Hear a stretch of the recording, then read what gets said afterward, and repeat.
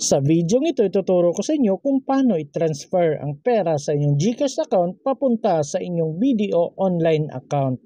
Kaya tara, samahan niyo ko at panoorin natin ang video na to.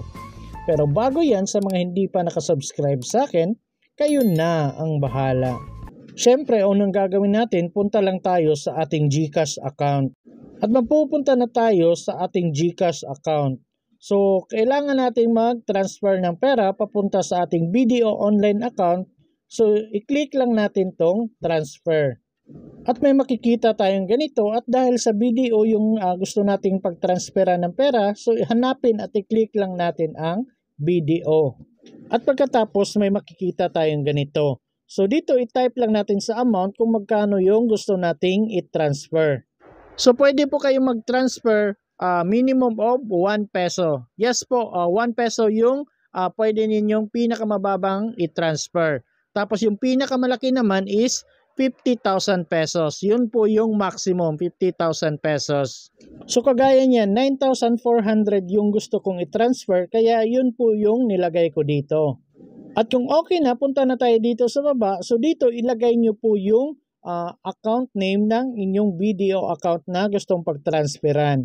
At dito sa baba, ilagay nyo po yung account number ng inyong BDO account. So make sure po, account number yung ilalagay ninyo dito, hindi po yung ATM number. Kasi magkaiba po yun. So dapat account number yung ilalagay. So double check nyo pong maigi yung bank account number na nilagay ninyo. So make sure po tama lahat yung nilagay para hindi po kayo magkakaproblema sa pag-send ng pera. At dito sa baba, pwede kayong maglagay ng email address dito sa send receipt to. Pero optional lang po yan. Pero advice ko sa inyo, maglagay na kayo para may resibong masasend sa inyong email account. At kung okay na at na-double check na ninyo lahat, i-click nyo na po ang send money. After that, may makikita po kayong ganito. So dito, i-double check nyo po yung bank account name na papadalhan ninyo, yung bank account number, tapos yung email address. At kung nakikita ninyo, 9,400 dapat yung isasend ko. Pero yung ikakaltas nila sa GCash account ko is 9,415. Kasi may convenience fee po siya na 15 pesos. So may charge po siya na 15 pesos. At kung okay naman kayo dyan, i-click nyo na po itong box katabi ng I confirm. Pagkatapos i-click nyo na itong pay. At pagkatapos magsisend po sila ng OTP sa cellphone number ng inyong GCash account.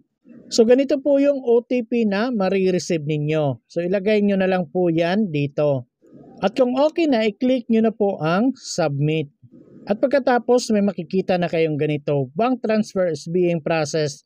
Pero sa akin guys, wala pang 1 minuto, dumating na yung pera sa bank account ko. O ganun lang kadali guys, basta tama lang lahat yung mga details na nilagay ninyo. At may marireceive din kayong email sa email address na nilagay ninyo na kagaya nito. Successful na daw yung pag-transfer ninyo ng pera. Tapos may reference number din dito sa baba.